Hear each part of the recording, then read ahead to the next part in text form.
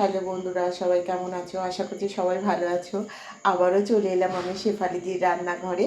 আজকে তৈরি করব শঙ্কর মাছের একটা রেসিপি। শঙ্কর মাছ দিয়ে শঙ্কর মাছ খেতে কিন্তু ভীষণ ভালো লাগে, আর সব সময় কিন্তু শঙ্কর মাছটা পাওয়া যায় না। এই দেখুন বন্ধুরা, এখানে 500 গ্রামের মতন শঙ্কর মাছ আছে, আর এরকম পিস পিস করে কেটে নিয়েছি। দিয়ে দিচ্ছি আমি এখানে হাফ চামচের মতন হলুদ গুঁড়ো, আর তার সঙ্গে দিয়ে দিচ্ছি হাফ চামচের একটু কম লবণ। নুন হলুদ দিয়ে ভালো করে মাছটাকে মাখিয়ে নিতে হবে। আর এখানে দেখুন বন্ধুরা, নিয়ে নিয়েছি একটা আদা রসুনের পেস্ট, দুখানা পেঁয়াজ, আর এখানে দুটো টমেটো। তো দুখানা বড় সাইজের পেঁয়াজ নিয়েছি, পেঁয়াজটাকে কিন্তু গ্রেট করে নিয়েছি।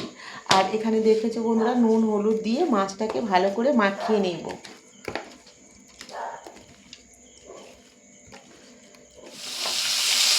এই দেখুন বন্ধুরা, এগুলো ভাজা হয়ে গেছে, এটা তুলে নিয়েছি। আর বাকি মাছগুলোকে কিন্তু আমি ভেজে নিই। হলুদ মাখিয়ে নিয়েছি দুখানা আলুটাকে কিন্তু এই তেলের মধ্যে ভেজে নিব।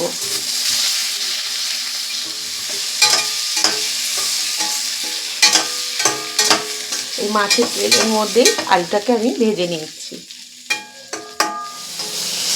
তো বন্ধুরা দেখুন, আলুটাও কিন্তু আমার ভাজা হয়ে গেছে। এই যে এবার মাছের পাশে একটা প্লেটের মধ্যে আমি আলুগুলোকে নামিয়ে নিচ্ছি।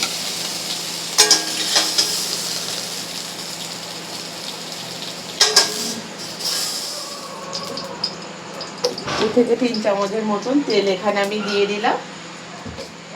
ছোটো চামচের 1 চামচের মতন কালো জিরে দিয়ে দিয়েছি। আর এখানে একটা তেজপাতা ফোড়ন দিয়ে দিলাম।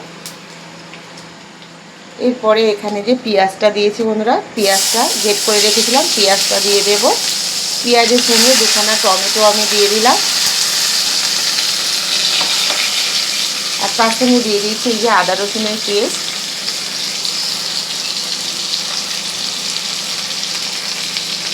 তোমরা চাইলে আদা রসুনটাকে বেটেও দিতে পারো, আমি পেস্টটা দিয়ে দিয়েছি।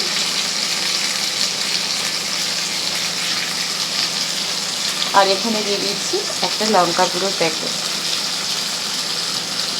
এখানে দিয়ে দিচ্ছি হাফ চামচের মতো হলুদ গুঁড়ো,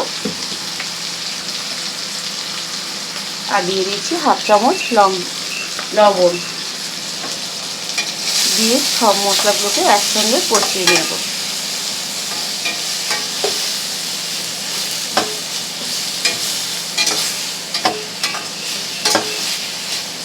মশলাটা আমার কষানো হয়ে গেছে। এবার এখানে ভেজে রাখা আলুগুলোকে আমি দিয়ে দেবো এর সঙ্গে, দিয়ে এই মশলার সঙ্গে আবার একটু ভালো করে কষিয়ে নেব।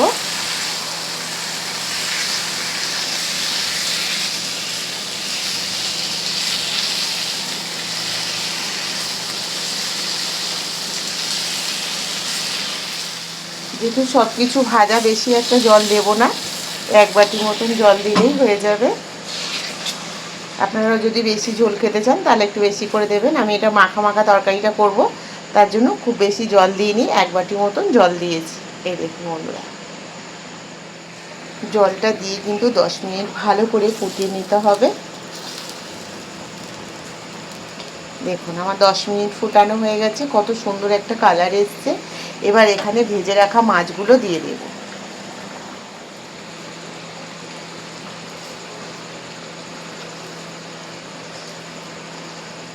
দেখুন বন্ধুরা, মাছগুলো দিয়ে আরও মিনিট 20 মতন ফুটিয়ে নেব। আর আঁচটাকে কিন্তু একদম লো ফ্লেমে দিয়ে রাখতে হবে।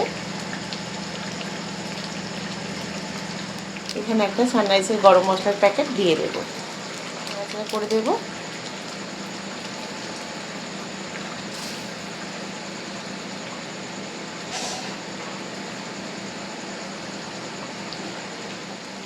আঁচটাকে কমিয়ে দিয়ে মিনিট 10 মতন আরও ফুটিয়ে নেব। আঁচটাকে একটু বাড়িয়ে দিলাম বন্ধুরা, আর মিনিট 5 ফুটিয়েই নামিয়ে দেবো। দেখুন কত সুন্দর হয়েছে তরকারিটা, একদম মাখা মাখা হয়েছে।